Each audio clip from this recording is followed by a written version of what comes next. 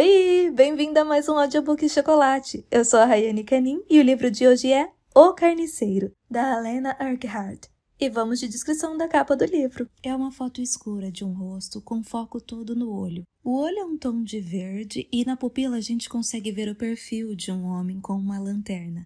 Parece que ele está num pântano ou algo parecido. O título está escrito em amarelo e embaixo está escrito romance. Na parte superior está escrito best-seller do New York Times. E logo abaixo do nome da autora e escrito em azul está um pequeno texto. Co-apresentadora de Morbid, o podcast de true crime de maior sucesso no mundo. E eu já quero deixar um beijo para Angélica Martins, que me mandou esse livro, que estava lá na minha wishlist lá da Amazon. E por um preço bem pequenininho, você pode fazer parte lá do meu grupo no Telegram, onde você pode ouvir os livros antecipadamente e sem propagandas. Deixa o seu like, pega seu chocolatinho e vamos começar. Dedicatória. Para minha mãe e meu pai, que não são obrigados a ler este livro. Vocês com certeza não inspiraram estes acontecimentos. Já pensou? Mas inspiraram o ato de escrever. Foi uma criança esquisita e, de algum modo, vocês souberam o que fazer. Minha admiração eterna por isso. Para John, que me dá confiança para criar. A cada ano que passa eu te adoro mais. Nunca pare de cantar baladas R&B dos anos 1990 em momentos inoportunos. Para as minhas 3 bebês maravilhosas que escrevem livros melhor do que eu e têm o cabelo melhor do que jamais terei. Vocês não podem ler este livro. Larguem ele já. Primeira parte, capítulo 1. Jeremy escuta os gritos pelos dutos do aquecedor. Escuta, mas não reage. A rotina noturna é essencial. Suas tarefas mundanas e cotidianas o tornam mais ele mesmo. O simples ato de abrir a velha torneira em seu banheiro asseado o traz para a realidade e dá foco. Normalmente ele termina a noite parado diante do espelho, toma um banho e, após isso, quase sempre se segue um barbear rente e tranquilo. Ele gosta de ir para a cama com o corpo e a mente limpos. Todas as noites reserva tempo para esses preparativos, garantindo que ocorram a despeito de qualquer perturbação externa. Esta noite, um grito particularmente alto o tira de sua rotina. Ele olha para o espelho, com a raiva se entranhando em seus sentidos. Ele a percebe crescendo como uma raiz invasora. Os gritos quase ritmados que se erguem do porão o impedem de pensar com clareza. Desde que consegue se lembrar, sempre odiou o barulho. Na infância, quando estava em meio ao som de um lugar lotado, era como se os arredores se fechassem sobre ele feito um torno. Agora, os únicos sons de que ele gosta são os que vêm do pântano. A sinfonia das criaturas o acalma como um cobertor quente. A natureza sempre cria as melhores trilhas sonoras. Jeremy tenta bloquear os gritos. Esta rotina é sagrada. Ele suspira, coloca no lugar uma mecha de cabelo loiro que caiu em sua testa e liga o rádio perto do lavatório. O outro momento em que os sons lhe trazem certo consolo é quando escuta a música. Bem quando está perto do alívio, Hold Line Bring de Drake toca pelos alto-falantes. Ele desliga o rádio imediatamente. Às vezes parece que Jeremy nasceu na época errada. Lentamente, ele limpa o sangue e a sujeira das mãos, tentando não se preocupar com os gemidos abafados e agonizantes que escapam alto demais pelos dutos do aquecedor.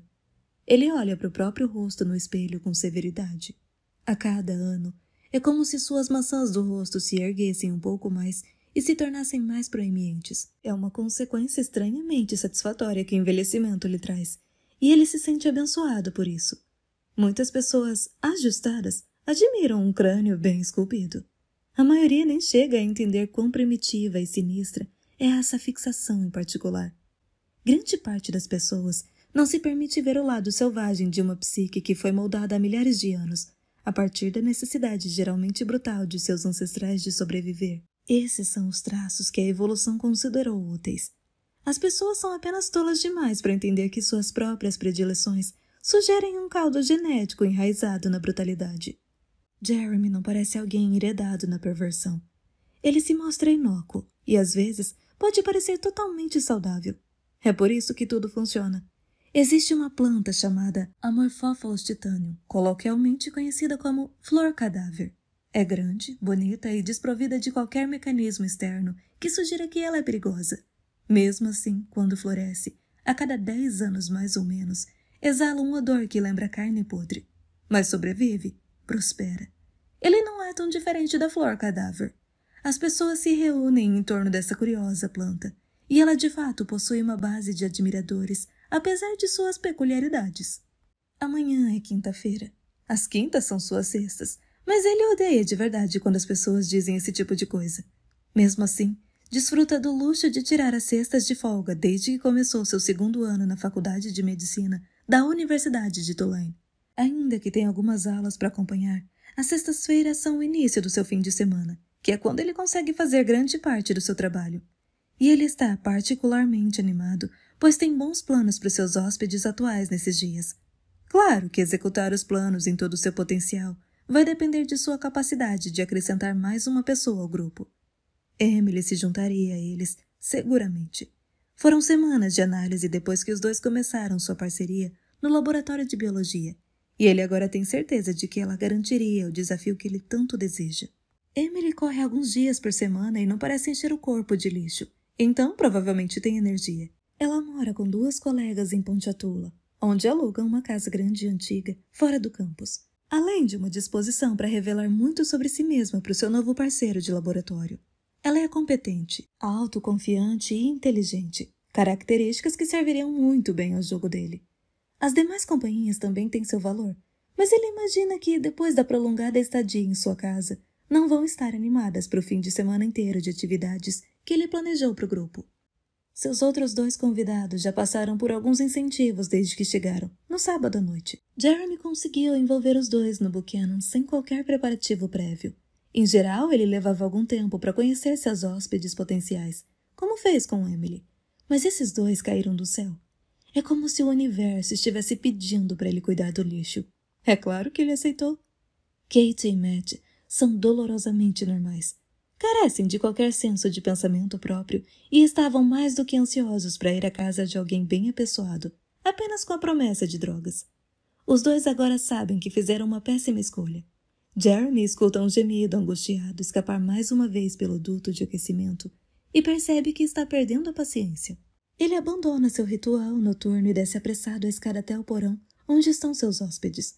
Consegue ouvir imediatamente que os gemidos baixos de Kate se transformaram em ganidos de medo, e o corpo pequeno dela se encolhe fisicamente quando ele se aproxima. Você precisa estar ciente do fato de que está hospedada na casa de alguém, ele diz, olhando direto para os olhos castanhos lamacentos dela. Ela é irremediavelmente normal. Cabelo castanho e sem vida que gruda no pescoço, com o sangue coagulado, como se estivesse colado. Sua estética é inteiramente de gentinha, embora ela tente desesperadamente esconder isso. O aspecto de seus dentes, que quase se parecem com os de um rato, poderia ser considerado charmoso se ela não fosse tão absurdamente obtusa. Quando ele se aproximou dela no bar, ela estava presenteando Matt com uma historinha sobre seus tempos de líder de torcida na escola. Um relato patético, que parecia absurdo, considerando a forma que ela se encontra neste momento. Ele ajusta as correias que prendem a cadeira e se assegura de que a bolsa de soro intravenoso esteja hidratando o sistema dela de maneira adequada. Nenhuma dobra na cânula e a bolsa ainda está quase cheia. Matt está sendo respeitoso. Faça como Matt, Kate. Ele sorri de orelha a orelha e faz um gesto na direção do corpo silencioso e imóvel de Matt, largado na cadeira ao lado dela. Ambos sabem que ele desmaiou, provavelmente por causa do choque durante a visita anterior de Jeremy. Kate começa a chorar alto e ele revira os olhos. Ela está testando a gentileza dele, e Jeremy está ficando cada vez mais enojado com o desespero dela. Ele fica parado em silêncio no escuro ao lado dela, apertando o play no aparelho de som portátil entre as 2 cadeiras. A Girl Like You, de Edwyn Collins, preenche o espaço. Ele sorri para si mesmo. Enfim, um som decente. Ah, assim é melhor. Ele se remexe com a música e dá a Kate a oportunidade de se recompor. No fim do primeiro refrão, ela começa a chorar mais alto ainda. Sem hesitar, ele pega o alicate atrás da cadeira dela e, com um movimento rápido, arranca a unha pútrida e rosa-choque de seu polegar esquerdo. E quando ela grita, ele puxa o rosto dela até quase encostar no dele. Faça qualquer outro som e eu começo a arrancar os seus dentes, entendeu? Ele ameaça. Tudo o que ela consegue fazer é assentir, e ele joga o alicate de lado. Com uma piscadela, sobe a escada.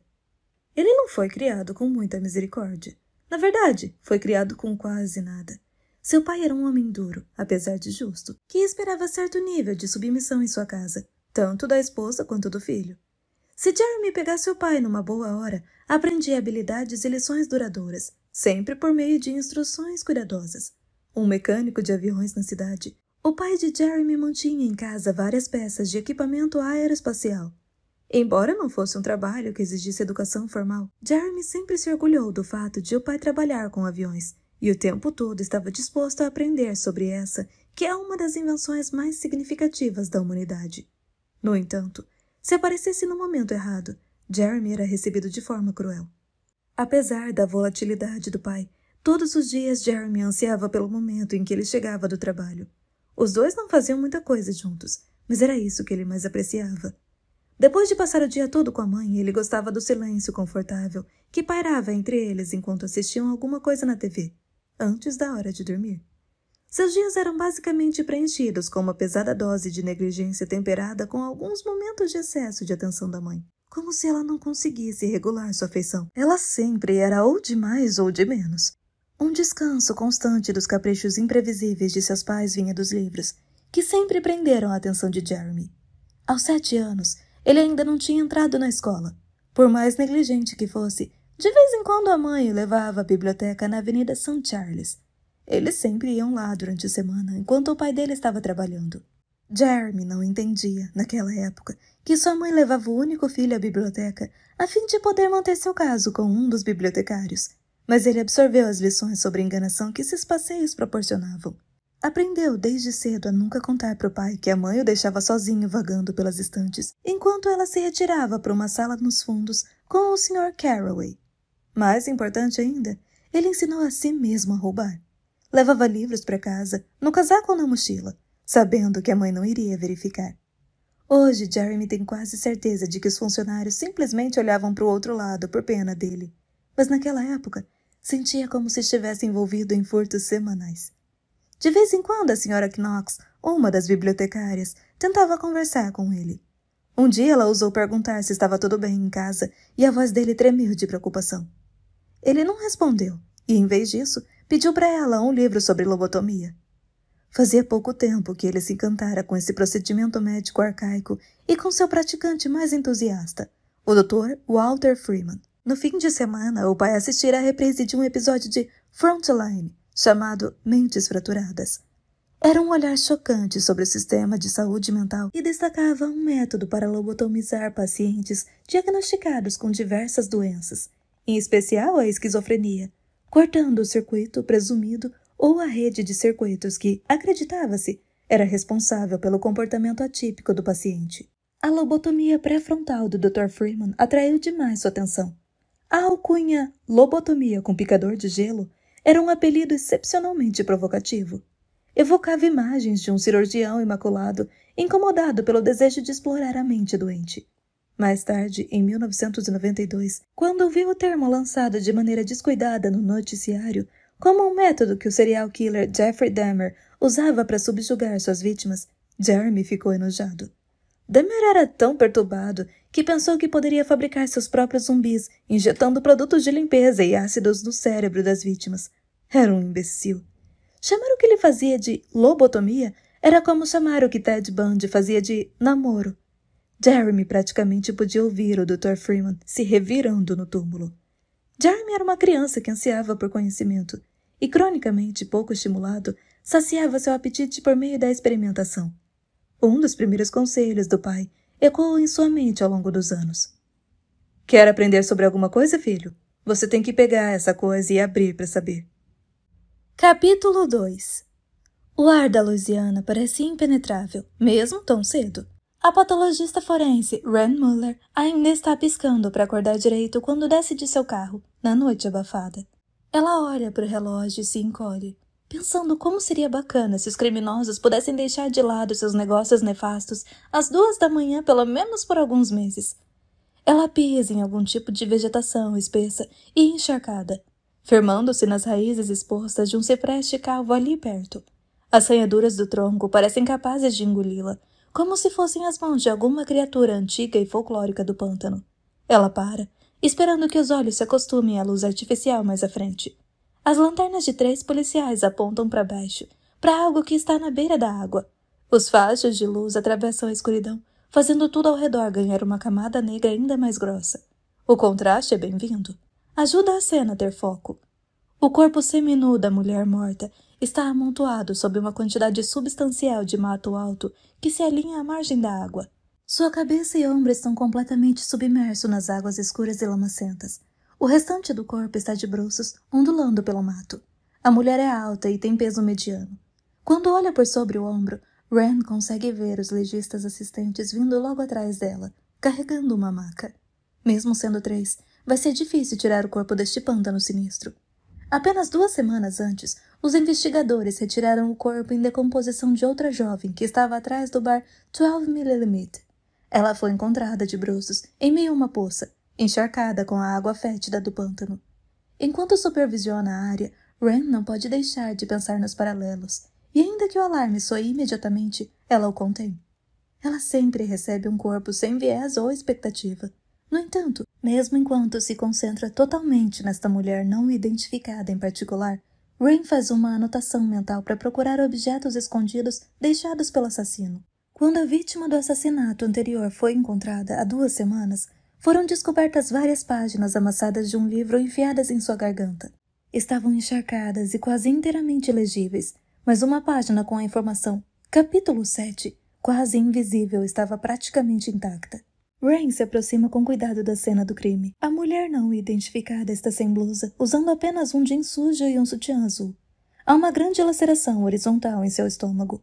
Ela foi quase eviscerada por um instrumento grosseiro. Ren não pode deixar de pensar em como as cigarras deviam estar ensurdecedoras quando a vítima foi largada ali. Certamente estão agora, enquanto a equipe, cansada, tenta juntar as peças para entender os momentos finais da mulher. Será que o assassino estava pensando no último suspiro que tirou da vítima enquanto arrastava seu corpo sem vida para apodrecer aqui? Os pensamentos dos pervertidos fascinavam Ren, mas os últimos pensamentos dos mortos a fascinavam ainda mais. Ren olha mais uma vez para a cena e nota uma pulseira trançada no pulso esquerdo da vítima. A cor original provavelmente era branca, mas agora tinha o tom de algo bem usado e bem vívido. Ela pensa na mulher comprando esse acessório inócuo. Pode vê-la pegando a peça nas mãos e virando-a de um lado para o outro antes de decidir comprá-la. Uma compra por impulso na gôndola perto do caixa, agora perpetuada na morte. Ela percebe que está mais perto do corpo agora. Seus colegas a ajudam, puxando a vítima pela margem inclinada, tirando lentamente a cabeça da água, para poderem ver melhor. A lividez se instalou visivelmente no rosto da mulher. O sangue coagulado que deixou de fluir quando o coração parou de bater, seguiu a força da gravidade e se acumulou no rosto, formando manchas que marcam as bochechas e a testa. É difícil ver nitidamente com iluminação fraca, mas Ren acha que a lividez é de um tom rosa escuro, sugerindo que a vítima deu seu último suspiro cerca de 10 horas antes deste momento. O livor mortis, em geral, começa cerca de meia hora após o óbito, mas só é visível com certeza umas 2 ou 3 horas depois. Após mais ou menos 6 horas, o livor mortis escurece até ganhar um tom rosa escuro, que fica evidente a olho nu. 12 horas após a morte, a lividez atinge seu nível mais alto. Quando seus olhos percorrem o rosto da vítima não identificada, congelando em uma expressão de pavor permanente, Ren percebe um hematoma severo no pescoço dela. É um indicativo claro de estrangulamento. Após observar esse ferimento como um lembrete para examiná-lo melhor, assim que voltar ao necrotério, ela coloca luvas de látex roxas e passa um dedo pelos entalhes profundos que marcam a carne na garganta da mulher. Também dá tapinhas no contorno dos bolsos da vítima, procurando cuidadosamente qualquer coisa volumosa ou afiada. É incrível quantas vezes ela já agradeceu por essa precaução extra, por exemplo, quando sente uma seringa pelo lado de fora e evita uma ida ao médico. Sem sentir nada potencialmente perigoso, ela enfia a mão nos bolsos da mulher, mas não encontra nada, nenhuma identificação no corpo. Acharam alguma coisa perto dela? Carteira? Ren pergunta, embora já saiba a resposta. Ela ergue os olhos para os 3 policiais que iluminam a cena com suas lanternas, esperando pela confirmação. Os 3 negam com a cabeça. O jovem da direita move sua lanterna sem cuidado pela área que cerca o corpo. O que você está vendo, nós estamos vendo. Nada de carteira, identidade ou armas à vista. Mesmo não gostando muito da atitude, Ren assente e manipula os membros da vítima, revelando uma tatuagem antiga e desbotada na parte de trás do bíceps. Parecem mãos em posição de oração, com um rosário entrelaçado nelas. Me passe a câmera. pede Rain, estendendo a mão sem tirar os olhos da tatuagem. Um dos legistas assistentes, recém-contratado, corre para tirar o equipamento da bolsa e quase o derruba antes de colocá-lo na mão aberta de Rain. Ela tira algumas fotos da tatuagem antes de procurar outras. Vamos tirar fotos melhores na sala de autópsia, mas é sempre uma boa ideia se precaver e tirar algumas a mais. Nunca se sabe o que pode acontecer no translado. Como não temos a identidade, vamos precisar de todos os identificadores que pudermos conseguir. Senão ela vai passar meses no necrotério. Rain explica, devolvendo a câmera para o legista assistente e estalando os dedos. Ela sabe que é um costume horrível, mas é um costume que ela tem, fazer o quê? Certo, o que nós podemos usar para determinar a hora da morte? Rain olha para seus 2 jovens aprendizes e imediatamente os rostos de ambos perdem a cor. O primeiro gagueja para transmitir o que ele obviamente sabe. Bom, tem a lividez. Ele se inclina para frente e gesticula na direção do rosto vermelho da vítima. Rain dá um sorriso irônico e confirma com um gesto de cabeça. Sim, isso dá para ver. Eu quero um método menos óbvio. Ela sabe que ele é inteligente. Ainda não é muito rápido nas respostas, mas sabe o que precisa ser feito. A rapidez vai vir com o tempo. Daqui a pouco ele não vai nem precisar pensar antes de agir em uma cena de crime ou quando voltar à sua sala. Ele passa a mão pelo cabelo preto, de um jeito levemente ansioso e sugere. Temperatura retal? Rain faz uma arminha com os dedos na direção dele e então balança a cabeça com uma careta. O seu instinto é bom. Se a gente estivesse em um ambiente com temperatura controlada, essa resposta seria excelente. Infelizmente não dá para confiar, nem para desejar que a temperatura tenha se mantido em agradáveis 27 graus todo o tempo que essa mulher ficou aqui. Ela gesticula na direção da maca e instrui. Abram o saco para que possamos tirá-la daqui. Enquanto os legistas assistentes desdobram o saco para o cadáver, Rain prossegue. Você estava certo sobre a lividez. Está fixa no nível mais alto, o que quer dizer que nós provavelmente estamos trabalhando com um período de 12 horas. Peguem o braço dela. Os 2 assistentes se aproximam e Rain assente para autorizar que cada um segure um dos braços da mulher morta. Tentem manipular, ela diz, enquanto os observa lutar para mover os braços, mesmo que de leve, para um lado ou para o outro. Nossa, está rígido. Um dos aprendizes de Rain aponta. Rain puxa as luvas para cobrir melhor os pulsos. Exatamente. O rigor mortis já apareceu e o corpo está rígido. E ainda não começou o processo de decomposição. O que isso quer dizer? Os policiais na cena do crime estão claramente irritados. Fazem questão de suspirar e olhar dramaticamente para o céu, como se tivessem mais o que fazer no meio da noite. A demonstração de impaciência não a incomoda. Se ela é obrigada a estar acordada em um pântano com uma mulher morta às 3 da manhã, pelo menos vai aproveitar para treinar alguns novatos no processo. O legista assistente que está mais perto dela se levanta, alisando a calça.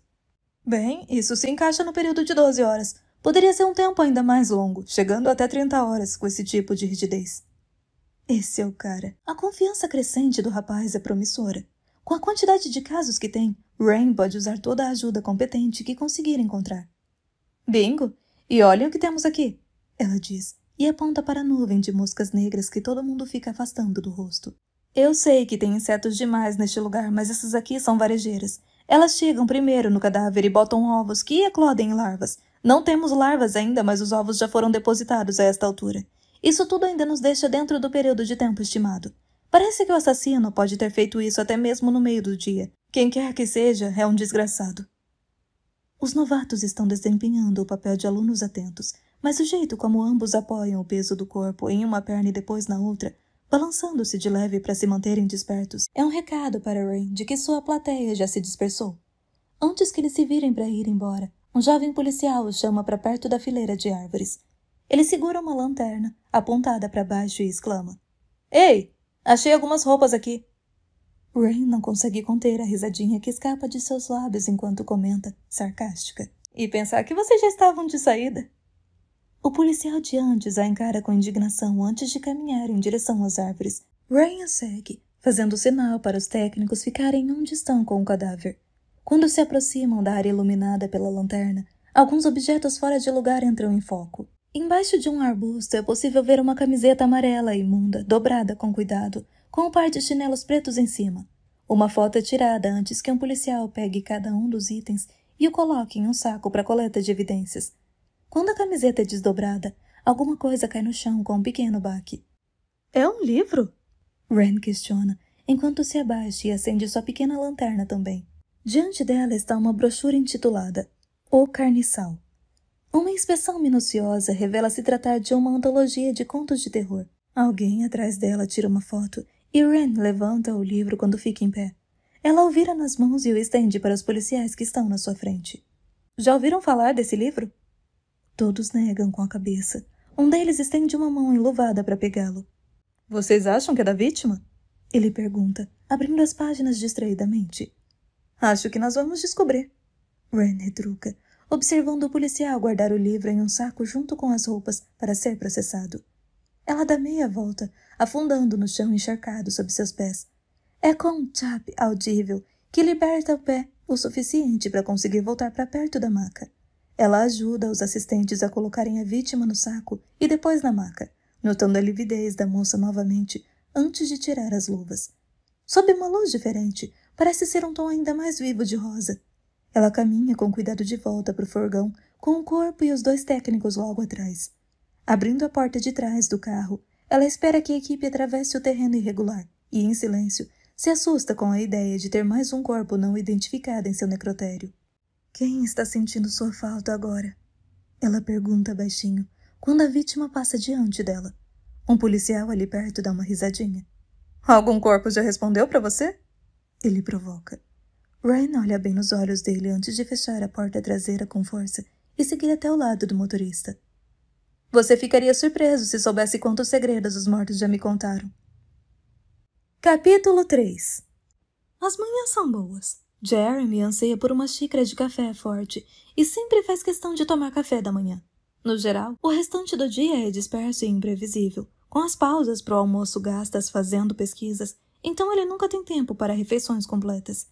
Ele dá uma olhada na pequena TV sobre o balcão da cozinha. O noticiário está em sua 2ª semana de cobertura da história de 2 condenados que fugiram do presídio Clinton, em Dannemora, no estado de Nova York.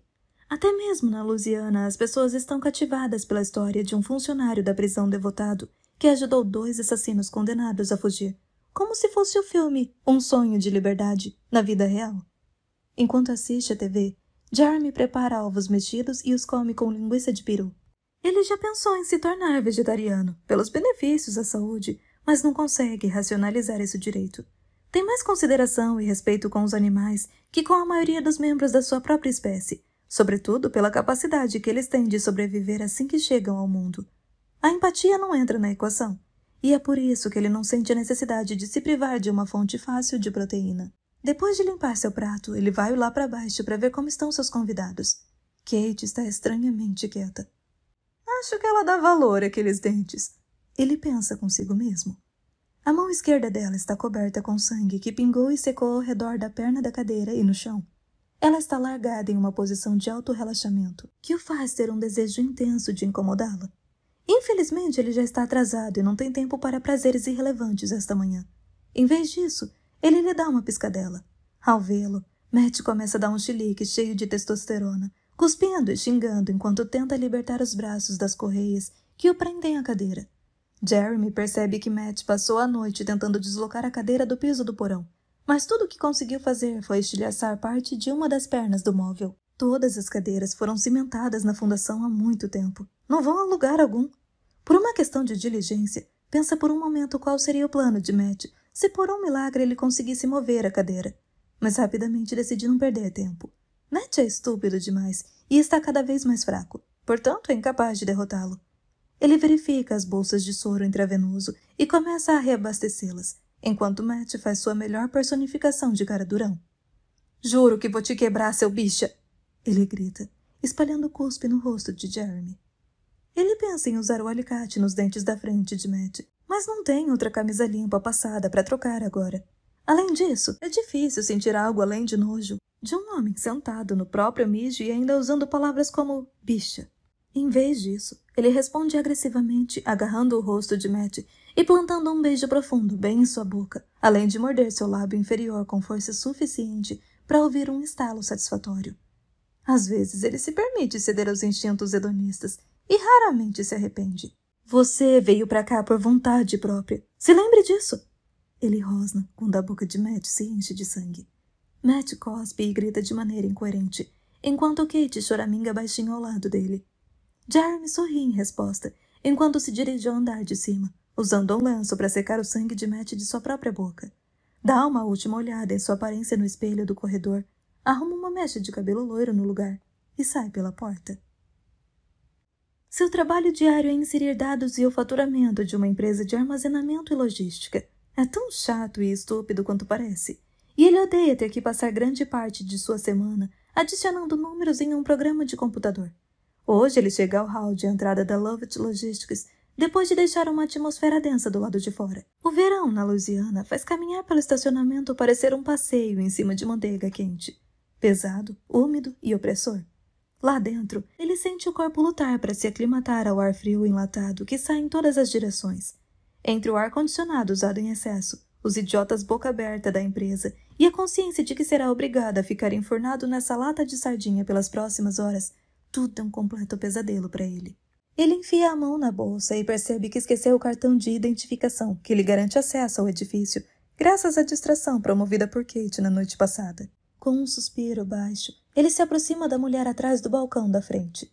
Ela está levemente acima do peso, com braços que o fazem lembrar da pele de frango oleosa e crocante, e ela rotineiramente os deixa à mostra, com vestidos e blusas sem manga. Seu rosto redondo é emoldurado por um cabelo loiro ultraprocessado, que claramente não vem das raízes escuras. Ele nunca teve curiosidade por saber qual a cor dos olhos dela, porque a quantidade de maquiagem que ela usa o deixa com o estômago enjoado. Hoje ele nota tons de verde, como se algum fungo tivesse tomado conta da cavidade ocular dela, saindo das pálpebras para tomar o restante do rosto rechonchudo. Como sempre, ela está mexendo no celular, sem dúvida verificando a massa de bárbaros que enchem sua caixa de mensagens com propostas vagamente agressivas, qualquer que seja o aplicativo de namoro que ela espera que lhe traga sua alma gêmea. "Posso fazer algo por você, Jeremy?" Ela pergunta quando ele se aproxima. Jeremy estremece quando ela usa seu nome, já que faz questão de jamais gravar o dela na memória.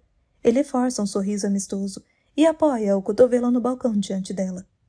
"Você pode ser um anjo e liberar a minha entrada", ele pede, charmoso, gesticulando na direção de sua bolsa. "Esqueci o meu cartão e estou doido para ir para minha sala. Começar a trabalhar." Ela dá uma risada alta, cobrindo a boca como se isso a fizesse parecer uma lady. Ele resiste à vontade de suspirar e, em vez disso, ri com ela. Ela sorri e pressiona o botão para liberar a entrada com uma unha de acrílico. "Você me deve uma", diz ela, com uma piscadinha. "Não te devo merda nenhuma", ele responde, frio, enquanto deixa o hall. Ela provavelmente vai considerar o comentário dele uma brincadeira. Na verdade, ele não se importa. Capítulo 4. Rain prende o protetor facial e olha em silêncio para o corpo deitado diante dela, na maca fria do necrotério. A mulher a encara de volta por trás de uma pálpebra caída. Até mesmo seu olho direito entreaberto grita os horrores que ela suportou. Suas roupas encharcadas já foram fotografadas e removidas. Agora os técnicos estão escaneando os tecidos em busca de uma fibra, um fio de cabelo ou qualquer coisa que possa ser rastreada até o monstro que fez isso. Rain apalpa o corpo à procura de ossos quebrados, prestando atenção especial na hemorragia petequial ainda visível no rosto, mesmo a decomposição já tendo começado a devastar suas feições. O sol da Louisiana é bem implacável para os vivos, mas é particularmente cruel para os mortos. Rain estima que essa vítima esteve exposta às intempéries por talvez um dia, como evidenciam o leve inchaço e a falta de putrefação significativa.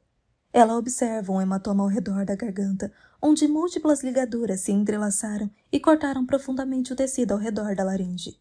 Essa não foi a causa da morte.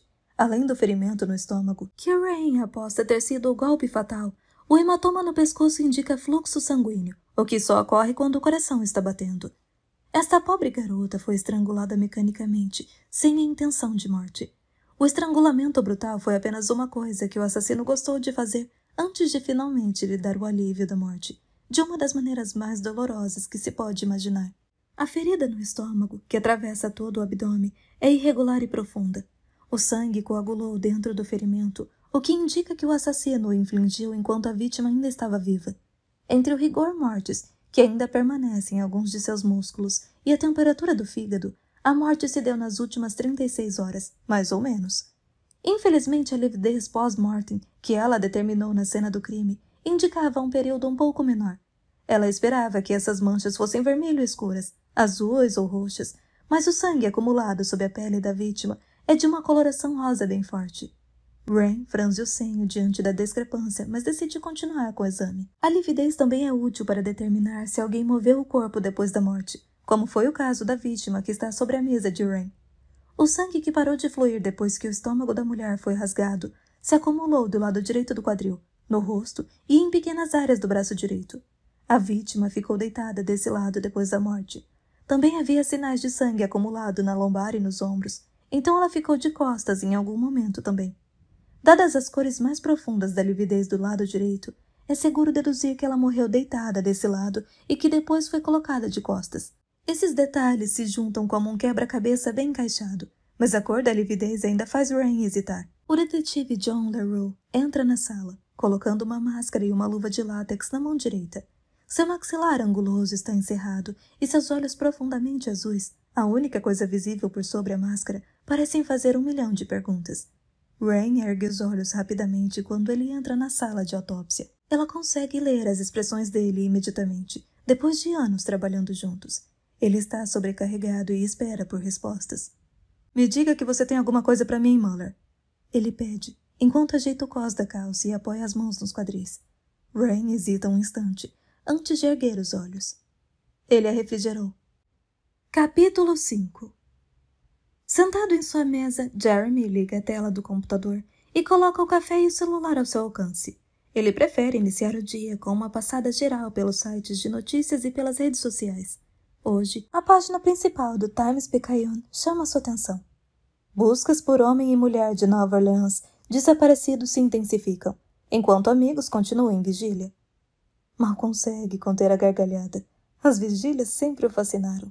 Qual é a utilidade de suas velas e fotos enquanto Kate e Matt sofrem no meu porão? Ele infere que os tais amigos das fotos das reportagens, com olhos marejados e solenes, estão mais interessados em verem a si mesmos nos jornais. Todo mundo tem uma motivação. A disposição para exibir sua perda deixa claro que essa gente está se aproveitando dos holofotes para satisfazer a própria necessidade repugnante de atenção. Ele vasculha o restante da notícia, que detalha a urgência de localizar aquelas 2 desgraças pro pó higiênico que estão em seu porão. É assustador pra caramba, né? Seu colega Corey o interrompe, apoiando o cotovelo do lado de Jeremy na mesa, enquanto toma seu café. Esses 2 vão acabar como os outros. As similaridades são evidentes demais pra ignorar, sabe? Assim que larga uma vítima, ele pega outra dali a poucos dias. Você viu que parece que encontraram aquela outra garota que estava desaparecida, né? Corey balança a cabeça e toma outro gole de café. Ele está se referindo aos outros, e está parcialmente correto. Jeremy já faz isso há um tempo, somando 6 vítimas até agora. No geral, ele fazia exatamente o que Corey supôs. Assim que se cansava de uma, saía em busca de outra. Essa foi a única vez que ele ficou com mais de uma. Kate e Matt chegaram à sua casa enquanto Megan ainda estava parcialmente viva. Não era o plano, e era arriscado. Mas às vezes o improviso é necessário quando as pessoas certas aparecem. Megan era uma criatura triste e desesperada que Jeremy convenceu a deixar o bar em sua companhia na última quinta-feira. Era barulhenta, ruidosa e arrogante, e o irritou desde o momento em que abriu a boca. Em um determinado momento, ela gritou do porão, chamando-o de filhinho da mamãe, e despertando nele uma raiva que ele sabia que nublaria seu pensamento racional e cauteloso. Se cedesse à raiva, poderia ter cometido um erro crucial. E ele se ressentia profundamente de Megan por quase fazê-lo perder o controle, e com isso, sua liberdade. Ele passou alguns dias tentando minar o espírito dela. Rastreava seu estado psicológico enquanto ela se perguntava que dia, hora e minuto seria o último. E depois de alguns dias jogando, ele desceu até o porão em silêncio. Sua súbita falta de interação devia ter sido um presságio. Mesmo assim, ela foi pega de surpresa quando ele enfiou uma faca diretamente em seu estômago. Ele arrastou a lâmina por seu abdômen com grande força e assistiu a ela se contorcer de dor no chão de concreto do porão. Ele escolheu esse fim deliberadamente. Ferimentos no estômago são verdadeiramente angustiantes. Bile e ácido se derramam na ferida, envenenando lentamente a vítima com seus próprios fluidos corporais. Isso foi no domingo à noite, um dia depois de Kate e Matt chegarem. O corpo de Megan foi encontrado esta manhã. Ele ouviu uma notícia rápida no rádio, mas não foram divulgados detalhes para o público ainda. Ele não está nervoso. Sempre toma muito cuidado para não deixar pistas em nenhuma parte do corpo. Até mesmo descartou os pedaços de linha de pesca e de fio elétrico que usou para estrangular Megan em um de seus joguinhos, só por precaução. Ainda que no início não planejasse ter um modus operandi, Jeremy geralmente dava preferência a pessoas na casa dos 20 ou 30 anos, apanhadas na porta de bares e casas noturnas. Mas ele sempre mudava o seu método de assassinato, seguindo suas curiosidades aonde quer que elas o levassem. E, é claro, havia a água do pântano. Depois que a quarta vítima apareceu, ele recebeu um nome da imprensa, por causa de sua predileção por deixar os corpos mergulhados na água suja do pântano e à vista de todos. Começou a ser chamado de carniceiro, o que no início não o incomodou, mas lhe pareceu enfadonho.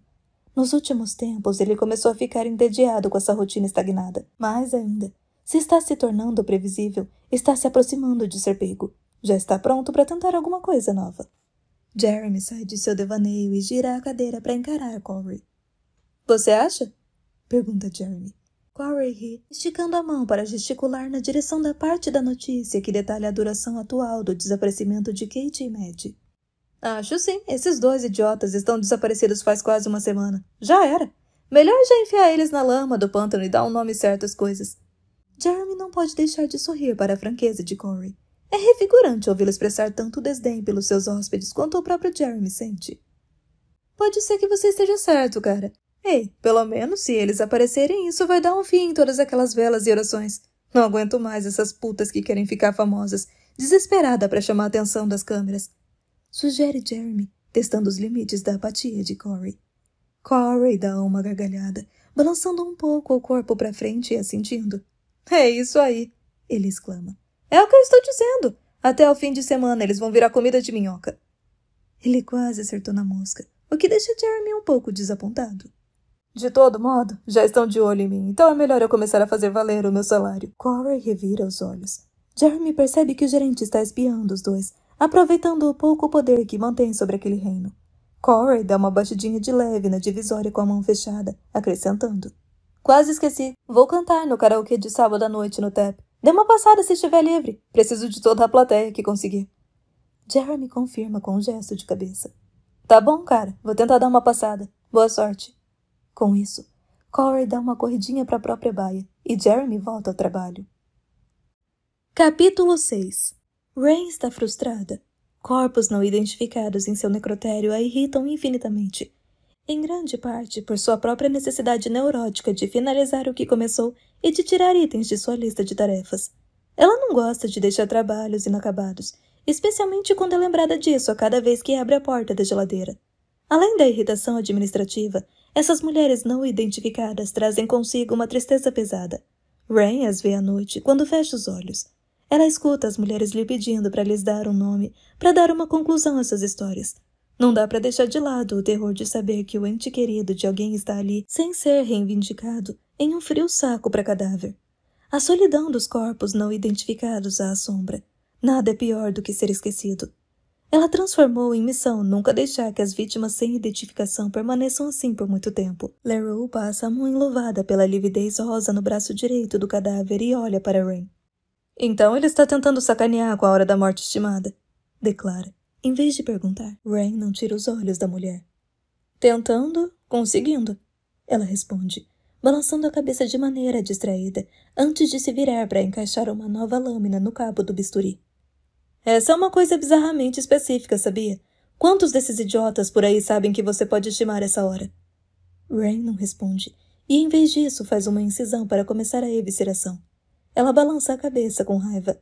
Leroux ri, dá um passo para trás e ajusta a máscara em seu rosto. Aposto que isso foi feito com a única intenção de sacanear a legista do condado.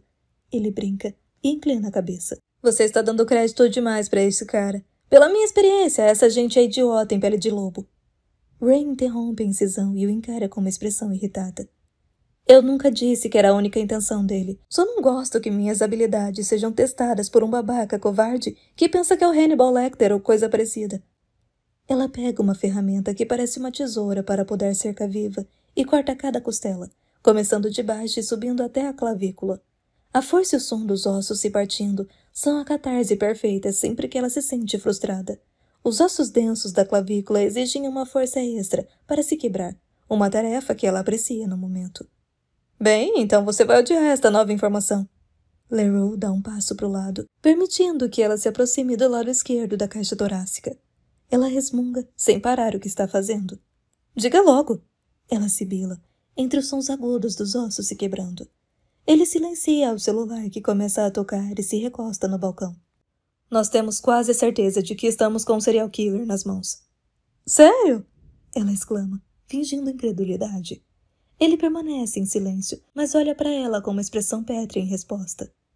Eu podia ter dito isso para você, John. Quando vou receber meu distintivo de detetive? Rain retruca e revira os olhos, permitindo-se um sorriso sarcástico. Ele fecha os olhos, exasperado. Tudo bem, essa não é a melhor parte, Muller. Ele vai até o outro lado da mesa e se inclina para frente, apoiando-se nas mãos. Esse serial killer em potencial está deixando pistas sobre as suas próximas desovas. Nós achamos que talvez tenhamos uma indicação da próxima cena de crime, mas ainda não conseguimos decifrar. Você vai ter que me dar mais detalhes, amigo. Rain se vira para encará-lo e inclina a cabeça. Segura a onda, Muller. Ainda não temos 100% de certeza. O lixo que ele deixou com os corpos pode ser um jeito de tentar contar para nós a localização da próxima desova. Sabe a vítima encontrada atrás do 12 Mile Meat? Tenho certeza de que você lembra do papel que estava enfiado na garganta dela. Rain para o que está fazendo e assente, incentivando-o a prosseguir. Já tinham encontrado recentemente 2 corpos com itens estranhos na cena do crime. Ela não consegue deixar de achar ridícula a ideia de que o assassino está tentando ser teatral.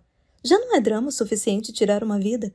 Será que ele é tão carente de validação que precisa embalar toda a sua carnificina como se fosse uma caixa de surpresa? O objetivo é sempre o controle. Esse tipo de monstro sente poder em garantir que todo mundo saiba que ele está ditando as regras. Mas Rain sabe que esses cartões de visita indicam mais insegurança do que confiança, como alguém que conta uma piada, mas depois passa meia hora explicando a graça da história. Ele não deixa que a piada fale por si mesma.